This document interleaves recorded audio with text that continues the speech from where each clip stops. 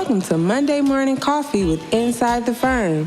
Each week, our hosts will be interviewing local, regional, and national business leaders to give you an inside peek into how they lead their business to success in the ever-competitive business climate.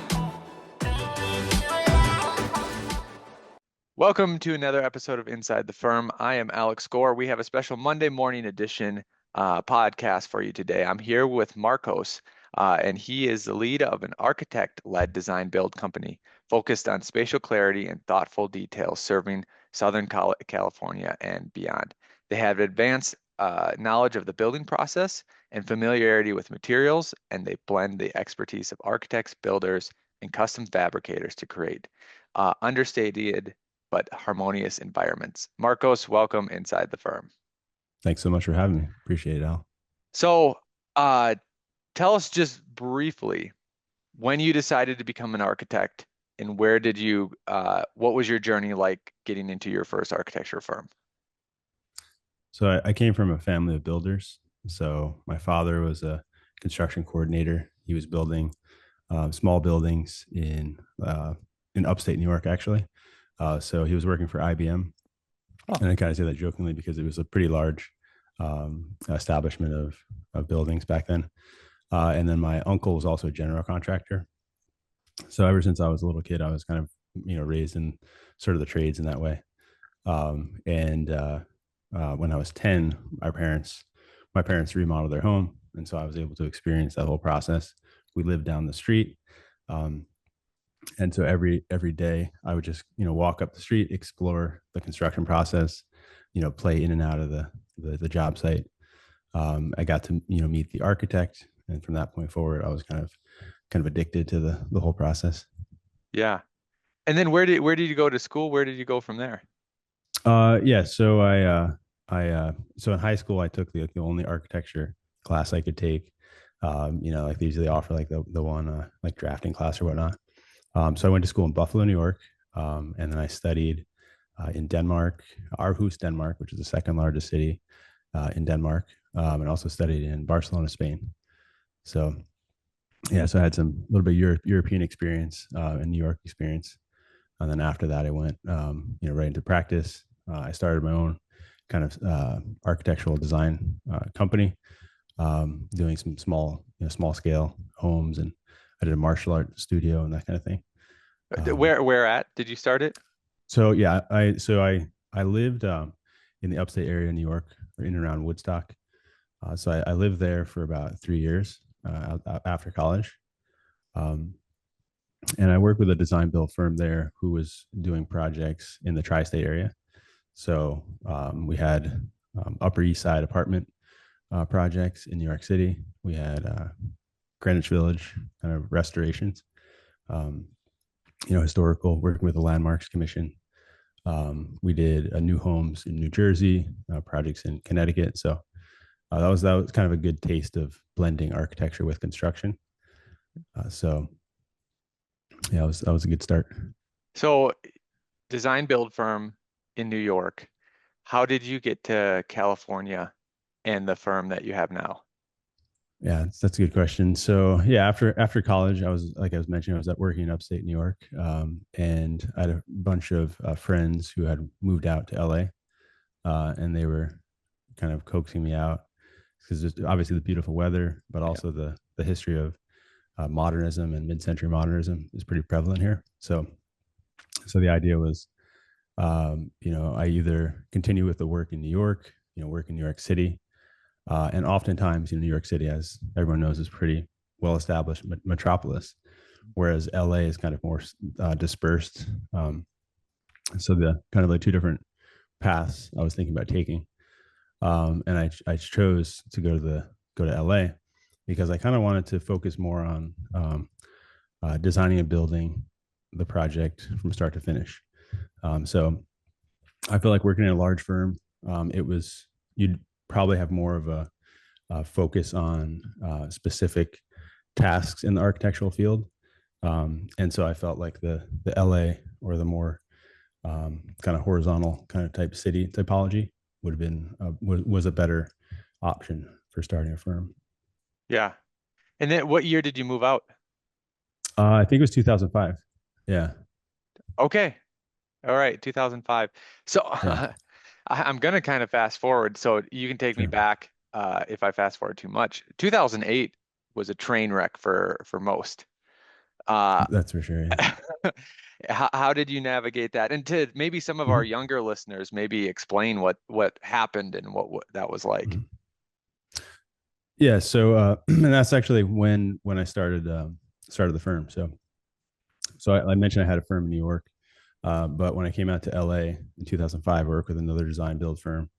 And I had a friend of mine who had a practice for 30 years here in LA. He was interior designer, but also had architects on staff. So he reached out to me, kind of interested. He knew I was an architect, and he was kind of seeing if I could work for him as an employee. But he was, getting older and he wanted to retire. So he reached out and was kind of suggesting that I work with him, and eventually, if everything works out, that I could kind of take over his firm. Um, but and so that process happened about, I would say, 2007 or so. So I worked with him 2006, 2007. So I worked with him for about 2 years, and then of course the financial crisis happened in 2008. And so that just that kind of corresponded with when I kind of started the my separate firm, and so that's when I started Alloy. And with the um, starting a firm in 2008 is not a great idea, right? So like, I have a great idea. Let's start at the worst time. But Yeah. We did the same you know, thing. oh, you did? Okay. Yeah. Yeah. Oh, you guys started right then. Okay. Yep. Uh, Exactly. but yeah, so the idea was, the only benefit is the fact that I was connected to an amazing practice that had all these clients and all this history, in LA. Because me being from New York, transplanting to a different city and then trying to start your own firm is not the smartest idea. Yeah. But because I had that connection to a good friend of mine who was ready to retire, that helped kind of keep us going.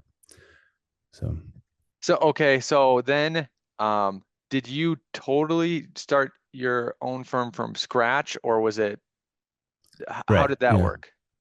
So what we did is we had his firm name, and then what we did is we kind of attached. And I don't know if this is the best process to have a transition, Yeah. but we attached Alloy. The firm Alloy became the secondary name, Yep. and so we kind of rolled with that for a couple of years. But so it was, all of my friends' contacts. They just saw this additional name, right? And then during those 2 years, I would sit in all the client meetings, and so I knew all the clients, and so that was kind of how we transitioned. Uh, but technically, at actually 2009, I think it was the summer 2009. That's when technically I started the separate entity, Yep. which was Alloy. But yeah, so just going back to that 2008, um, I remember we had like a couple of projects. We had, I think it was 4 people or so, 4 or 5 people in the firm. And then as we lost work, we had to lay off Yeah. everyone. And then even at the time, the owner of the firm, he ended up working maybe a couple hours, yeah, maybe part time. And so I actually took that opportunity to focus on getting the architecture exam, going through all the process of that. And so because obviously there was a lot of free time, and so that's when I ended up getting the license. And then you started Alloy before 2008, right? Yeah, 2009 technically. That's when I started. Oh, you started Alloy after 2008. Right. So I made the transition probably 2000. Actually, probably right about 2008 when we were transitioning from my partner's firm to our firm. And did you choose to add the new name on it and then essentially just go with the new name because the old name just the name of the guy or Exactly. Yeah, exactly. Yeah, it was just kind of branded, and that's sort of the issue. I mean, you see a lot of architects just use their last name or whatnot, but yeah, it sort of connects a little bit too much to the person, and I wanted to be yeah. more about the people. I'm very actually impressed that Zaha Hadid's firm has continued strong. Yeah, it's And true. because of the name issue that you're just saying, I think one of the reasons why they've continued is because they are experts in that style, that flow style. Yeah. So it but if they didn't have that very strong expertise, like you're not just going to go to any firm and say like I want crazy curves, Yeah. and they'll be like, okay, That's I right. get they've That's developed right. their software, that's what they do. But yeah, I think just a firm name helps that transition a little bit more. I'll be interested to see what Gary does and some of the other, just names. E- exactly. That's true. Yeah. Yeah. Um, yeah. I mean, some, you've seen, some people, obviously they go the acronyms, right? So you get the different letters. But yeah, it definitely loses that connection to the original owner. Yeah. And But yeah, oh, go ahead. well, I was going to say the acronyms are probably like HOKSOM. It just Mhm. becomes like a thing, like It it's becomes almost a like a brand name in and itself.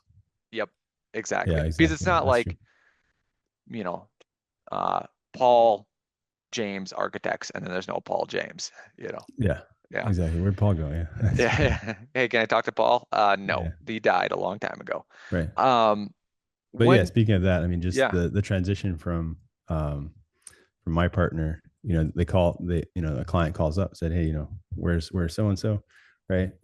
And so in that transition, we had definitely some people who were connected to kind of the person or Mhm. like the architect, and so it wasn't necessarily like instantaneously everyone kind of understood the transition. So, but it was a process, and Yeah. it was definitely a lot easier than start from scratch. No, I think that's good. And I think transitions, it should be like that. We had a civil engineer firm that transferred over. So it was Mhm. two people and they would both come and then all of a sudden it was one, but you still knew the other person, right? So you didn't have to, Right. when they called up and just say like, I'm the captain now. Right. Yeah, yeah, that makes sense. Yeah. Um, when you were then kind of growing this then from scratch, I know that there was this transition, but 2008 was quite the dip.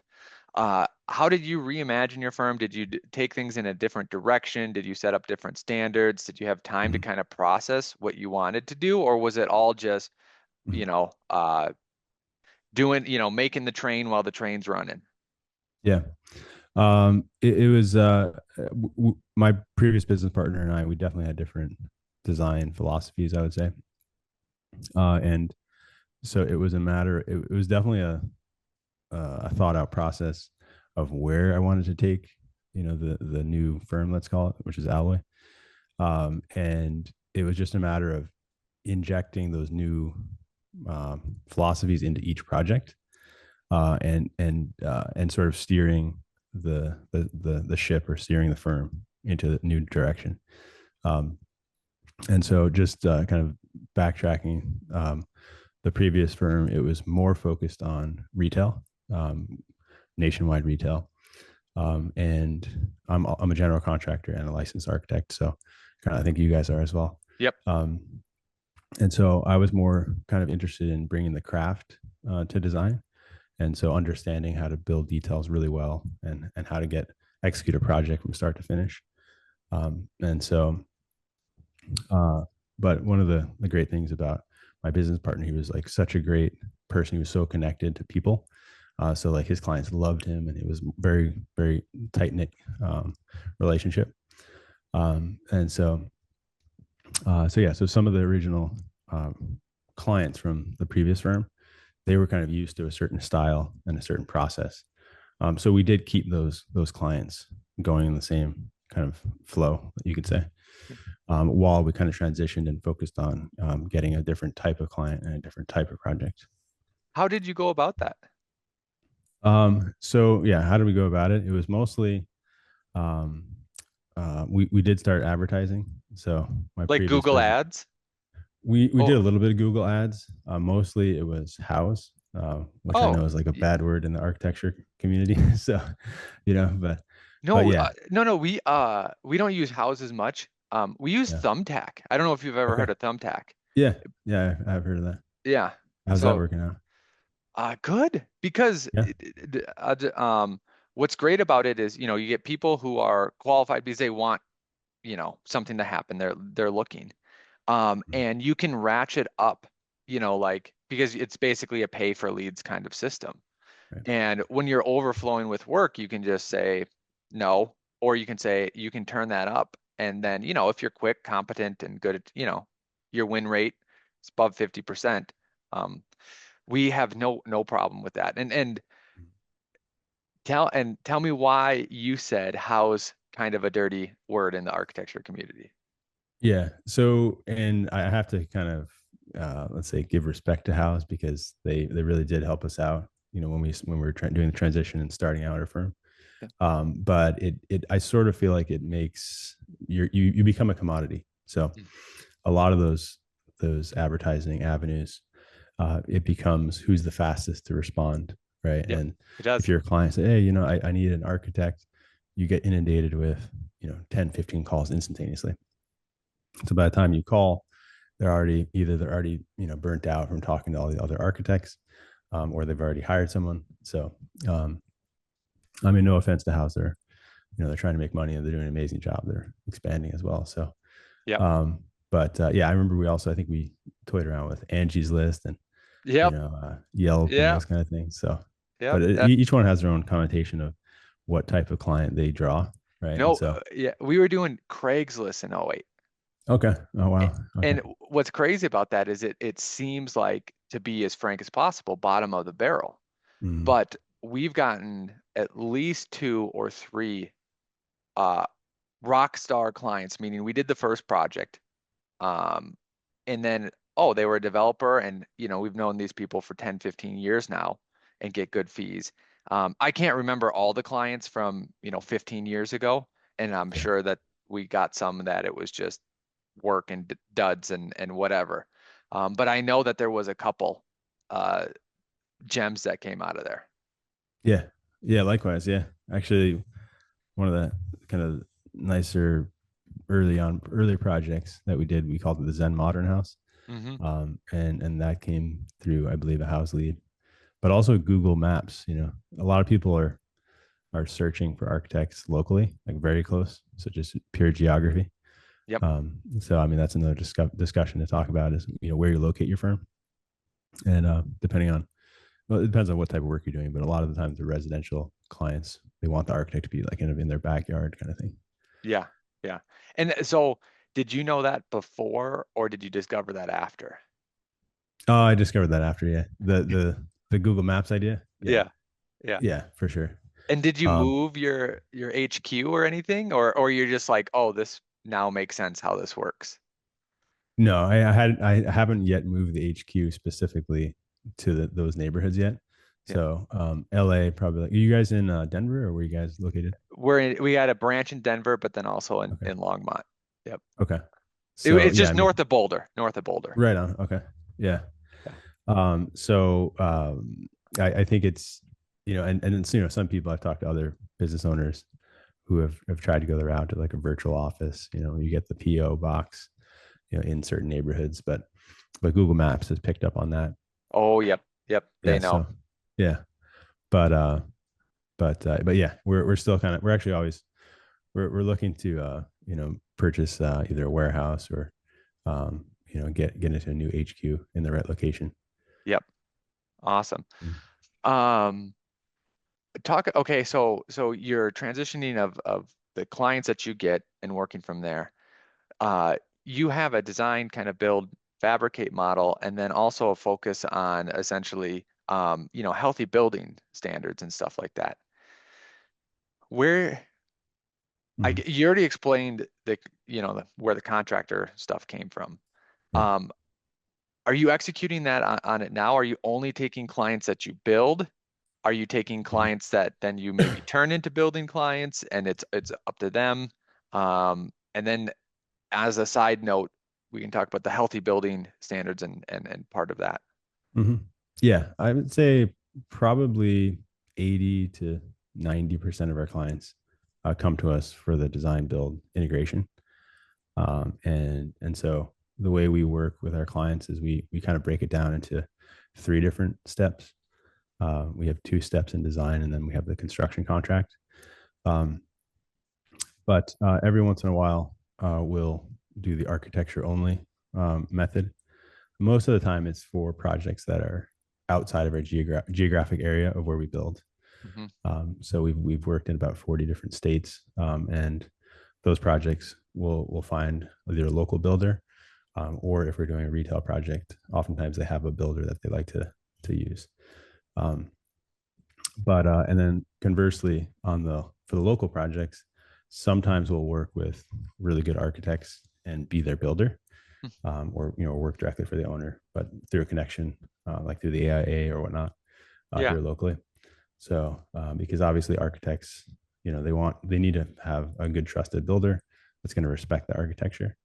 Um, so yeah, we built some pretty interesting projects for different architects nice. here locally. How's your staff set up? How many people do you have on each side? Do they all cross over? Are they all separate? Yeah. So we have there's about 10 of us right now, 10 to 12. We've got some like kind of past alumni who are working with us over in Europe as well.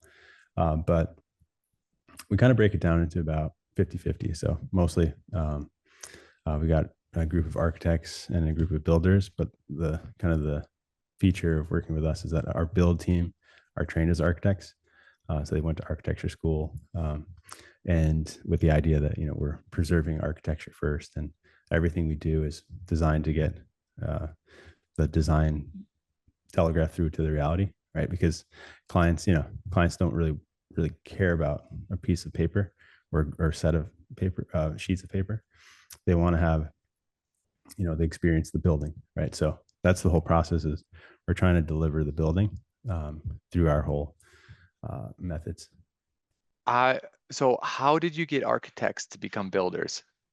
Yeah, I didn't force them at all, but so like, I mean, there's so many different types of architects. Yep.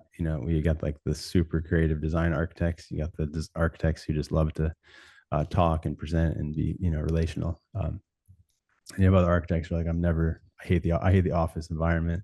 I just need to be getting dirty and need to be integrating, building things. So it usually they kind of self-select, I would say. You know, Yeah, um, but and then there's been other people in our firm that have wanted to explore both sides, and so like one of the guys where I'm thinking of, he worked in the office and he did all the design work, and then he wanted to transition into the field. So we got him into the field. We set him up as a project manager, and I feel like that's an incredible, for anyone trying to figure out how to grow as an architect. That's really the best way, in my agree. opinion. 100%. So You don't know how much you don't know until you start building. And I've oh told yeah. this story before, was, I was framing, and Mhm. you literally have to go down to the most fundamental things and be like, okay, how many nails in this 2x4? You know what I mean? Like, Exactly. That's what true. is Yeah. the No one exact, thinks about that. yeah, Yeah. yeah. Yeah. As an architect, you never think about that, but literally Mhm. you have the nail gun in your hand and you're like, Mhm. wait a second. Right. What Oh is yeah. the actual, yeah. 100%. Yeah. And the funny thing about it is, we as architects, we're essentially writing the instruction manual for the construction. Yep. And if we don't know how to put it together, it's kind of awkward, right? Yeah. So And I mean, we have a bunch of similarities. Started mhm. in 2008. We're also architects, builders. Mhm. We have about 12 um, Mhm. people. Oh, And the thing that we love too is the amount of field knowledge that comes back, and how we can make our drawings cleaner and clearer so that it's easier to go out in the field. And we don't build 80%, we probably build 20% of our stuff. We just started architecture first, and kind of organically grew into the building stuff because we started building things, and we had a building background. And then you know how it is finding a contractor. So they were like, well, why can't you just build it? And we're like, well, I guess we can, you know. yeah, Um, exactly. but yeah, the level of sophistication you can get when you do both is great. And I love the idea. I know it might sound like a dumb moment for a lot of people, but we always brought, construction or other trade people into the building side.